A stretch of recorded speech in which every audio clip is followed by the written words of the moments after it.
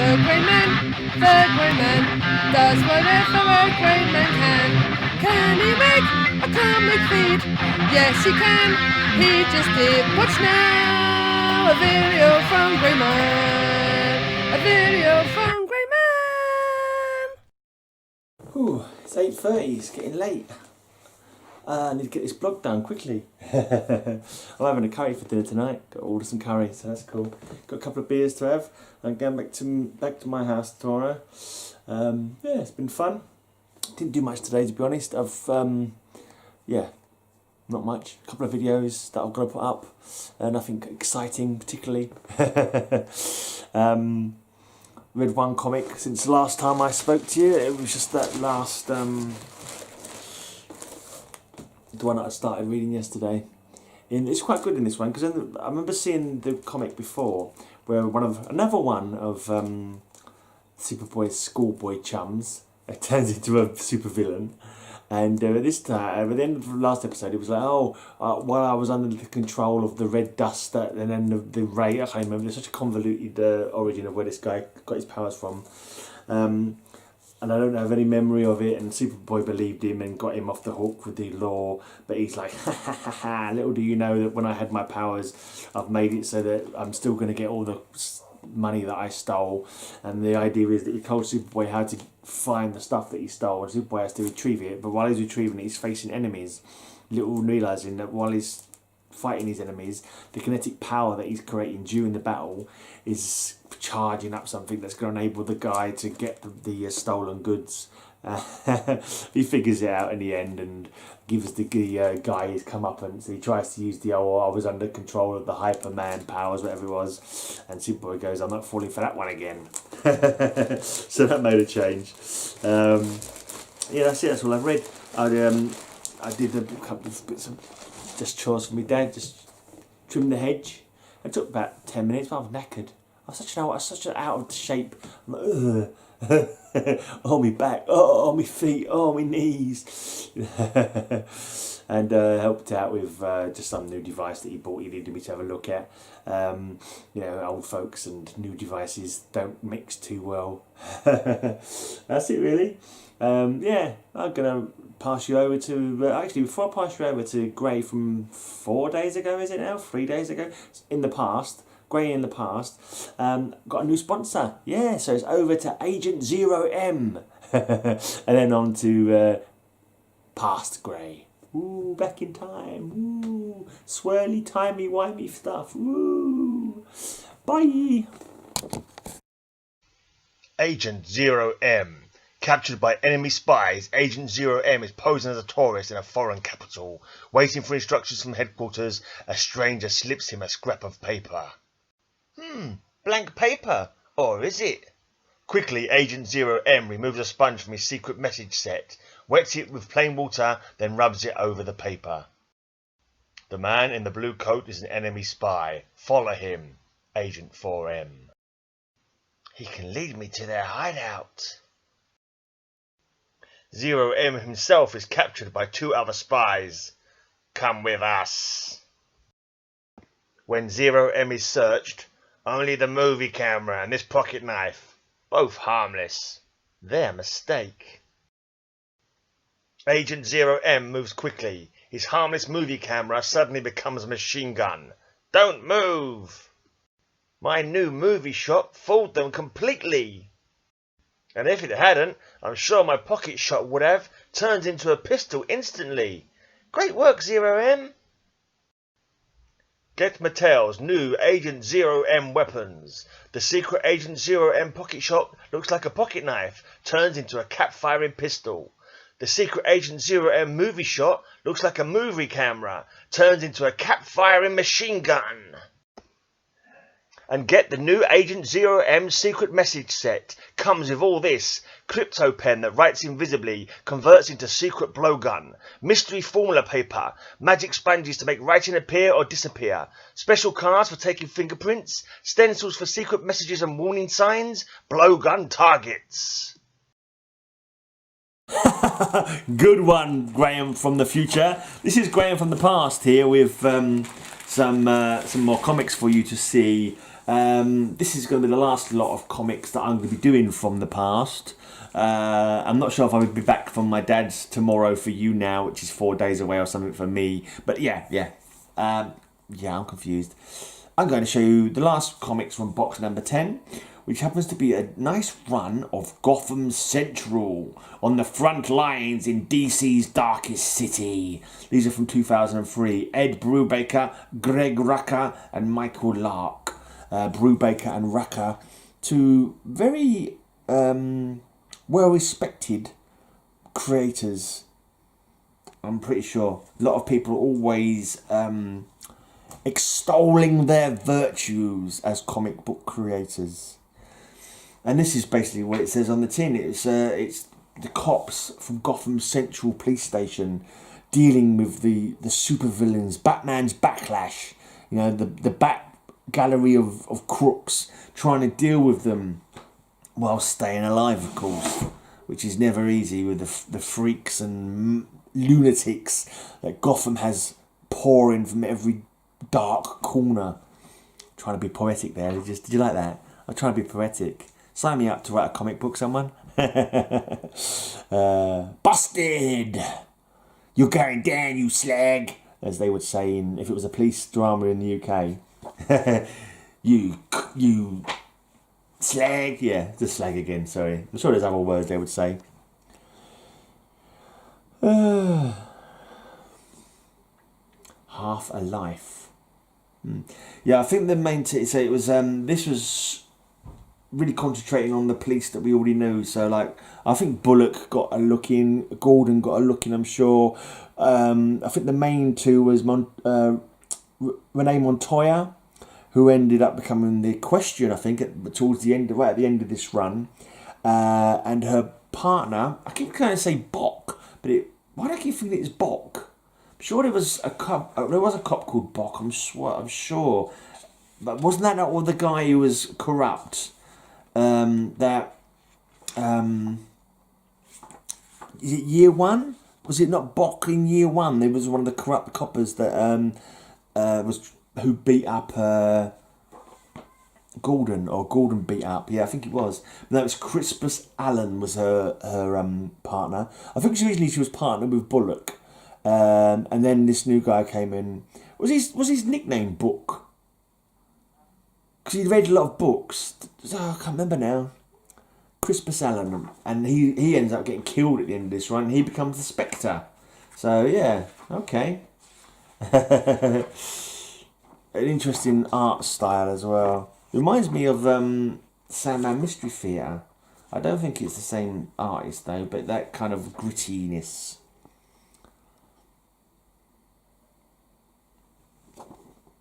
Looks like she's locked up and she's got a coin there in her hand. I think it might be Two-Face's coin. Half a life. Yeah, it makes sense because here we've got Two-Face. And there's two of them, so I suppose each half of him is half a life, isn't it? There's two halves in one life kind of thing. So the two halves make up the whole, but two halves that are in opposition to each other. Yeah, I think there was some backstory developed between Renee Montoya and Harvey Dent. And this is an interesting cover. I never thought he would love me too. It's like a dream come true. It's like done in the style of an old romance comic or something. I don't know how that's tied into the story, whether it's got any connection to what happens in this comic or not. I couldn't tell you because I can't remember. Soft targets. Looks like there's a sniper in Gotham.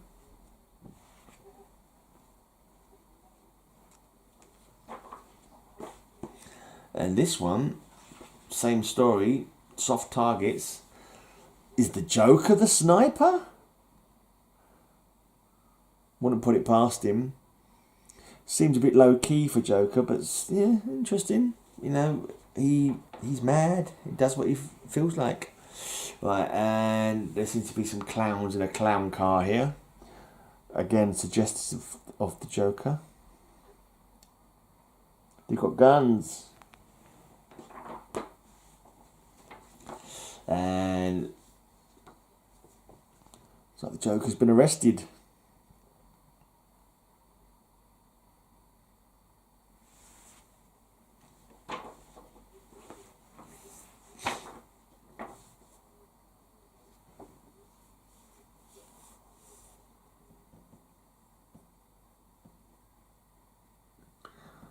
You think the amount of people that Joker has killed, when they started getting silly with Joker and making it that he killed hundreds of people every day, kind of thing.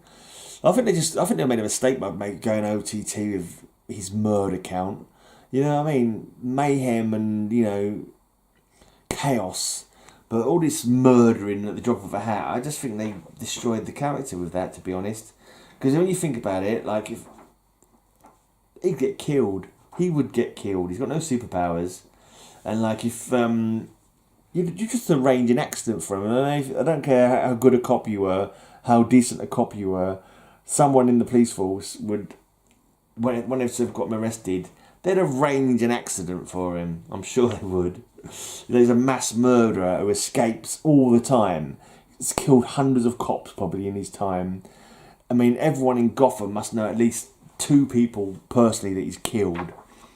It destroys the realism for me. It's unnecessary. It just cheapens the thing of this murdering everyone all the time. It just makes it unrealistic. Who would be on his side unless you was completely mad yourself and had a death wish? Talking of death, it looks like Mad Hatter's been killed in this one. Does he get killed? Oh, Jervis Tetch. Looks like Bullock. Unresolved, the storyline's called. It's a gritty, hard-boiled cover if ever I saw one. Out in the rain, cigarette or cigar glowing on his lips, gun pointed. He's got the drop on someone. He's got a bottle in his hand as well. Been drinking. Has he been kicked off the force and he's trying to clear his name? That kind of storyline. Okay. That looks like overkill. The guy is falling anyway and they're shooting him, or they're shooting to make him fall off of the... But why didn't they try and arrest him? Is he superpowered? And yeah, and they was like, we're taking no bloody chances. Yeah, I don't know who that character is, so...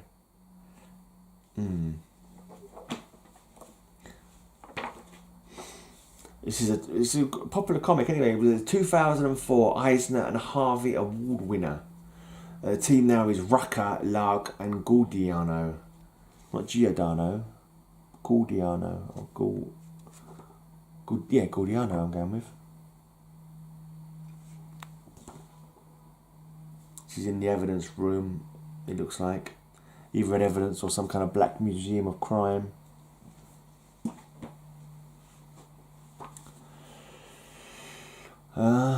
Batman versus Gotham Central. One of the times when Batman's on the outs with the law.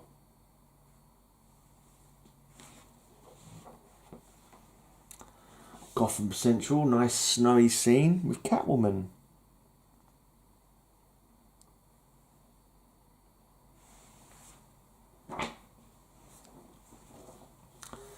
Catwoman again. Looks like she's taken on... Is that a copper she's taken down there? Or... Can't look if that's a... No, I don't think it's a police uniform. But I'm guessing Gotham Central are after Catwoman.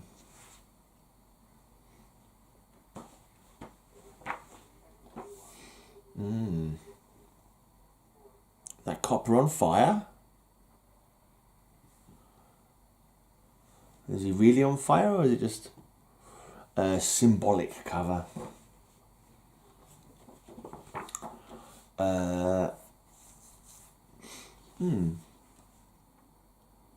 This bloke looks like he's all charred up. Is that the copper who was on fire in on the cover of the last one?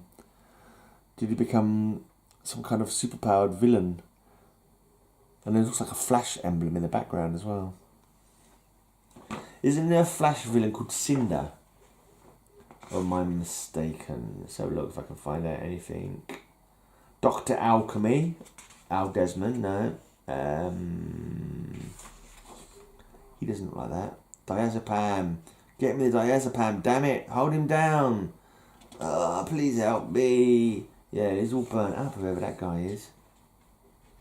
But then you don't see anything else about him.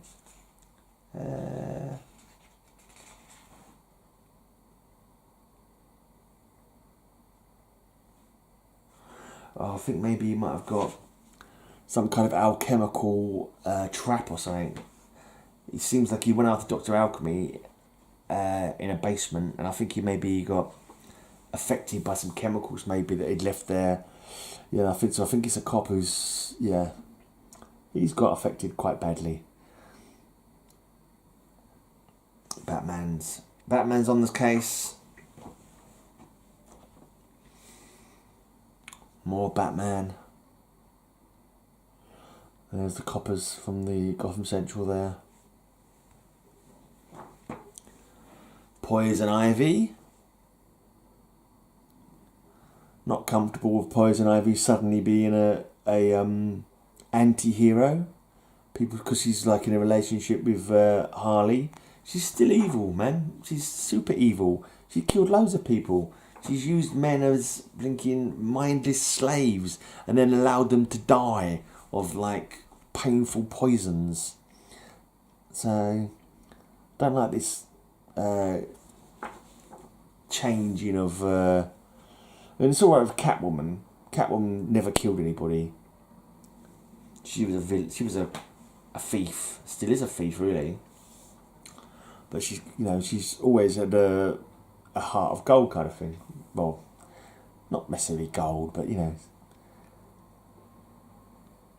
close enough. But Poison Ivy has always been a cold killer.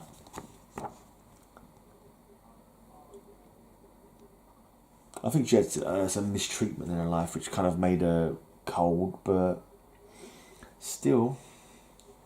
And as for Harley Quinn now being a hero, can't believe that bloody Heroes in Crisis, that bloody Batgirl teamed up with Harley Quinn.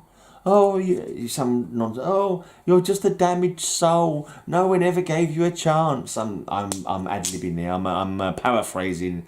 Oh, I won't. Even though you're suspected of killing a whole bunch of people, I'll trust you, and we'll go after Booster Gold, who is a fucking hero, and we'll accuse him of doing the murders instead. Even though you're a known murderer, who you've had, even if you haven't murdered people personally, which I'm pretty sure she has, she's an accomplice, an accessory to murder multiple times as the blinking henchwoman of the Joker, attempted murders of Batman, and Batgirl trusts her. Batgirl gives her, and then she nearly kills Booster Gold. What did you think was going to happen? I hated that story. There were just so many stupid elements in it. Why didn't they just get Wonder Woman's lasso of truth and put it on Booster Gold and put it on Harley Quinn? Did you kill everybody? No. Okay. Did you kill everybody? No. Okay. So neither of these two did it. Let's try and find out who actually did it.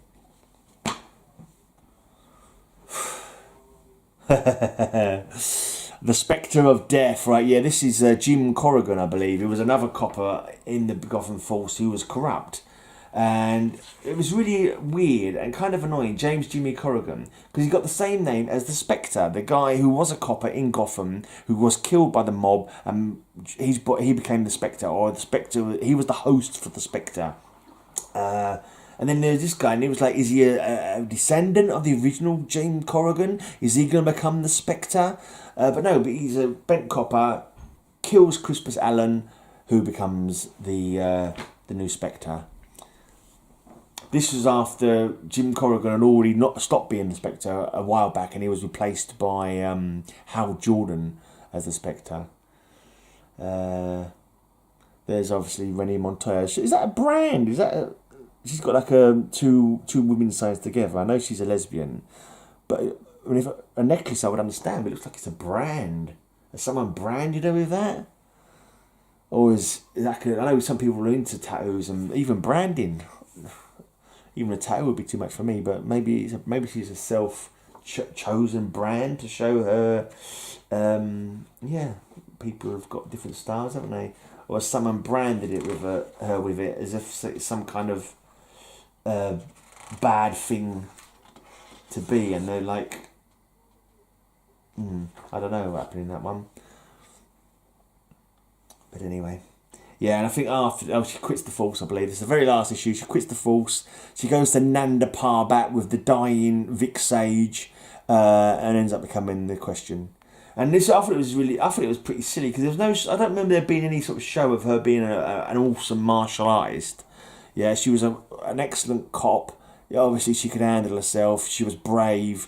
You know, good with a gun, good with detective skills. I didn't see what suddenly made her eligible to become the Question, who was like a good martial artist. And now, I don't know, maybe it takes the attitude. You've got the attitude to do it, you can do it, I suppose. And it's not like he had any superpowers. But I just thought he was a really skilled martial artist. I didn't think she was that skilled as a melee combatant. But whatever. And I'm not even sure she's the Question anymore, because I saw a comic a while back, and it was a male Question. On a fairly recent comic, so I'm not sure what she's doing in the current DC, but I don't read current DC. I don't read any current comics because too expensive. Anyway, but that was it. That was my the end of box 10. That was my Gotham Central run. Pretty cool story. Won some awards. It was a cool look at Gotham through the eyes of normal people, normal hardworking cops in the front lines of danger. Yeah, with a bit of Batman thrown in every now and again, and Catwoman and stuff, and obviously the Bat gallery of crooks. Anyway, cheers for watching. Please leave a comment so I know that you've enjoyed it, or at least have got this far to hear me say please leave a comment. Even if you just put a comment, it doesn't hurt, because it helps, because it means, I think the more comments you get, the more other people are likely to see your video, that kind of thing. You know, and like comments and likes breeds more comments and likes, so please like the video. Like, to be honest, if you're watching videos, like every single video that you watch, you know, even if you don't like it. No, you can even put your thumbs down on it. If you don't like it, really, put the thumbs down. It still helps the channel. Unless you really, really don't want to help the channel, in which case, don't leave a thumbs up or a thumbs down. But anyway, hopefully I'll have a small channel to shout out to you, a less bigly channel to shout out to you. And the link will be down below. And in the corner at the end of a jingle. Oh yeah, a jingly wingly pingly. And I'm back tomorrow.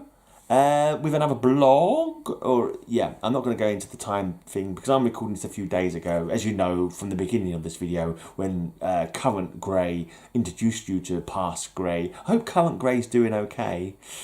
Anyway, I'm out of here. Until next time, may all your news be good news. The channel has some nudity. Is that sleazy? Go and sub up OverEasy. Yes, before you head on down the road, go and sub up OverEasy Mode. His channel is great. He makes good videos like Wonder Woman and Conan and stuff like that, and Vampirella, and I think there was some boobs in one of them. Woohoo!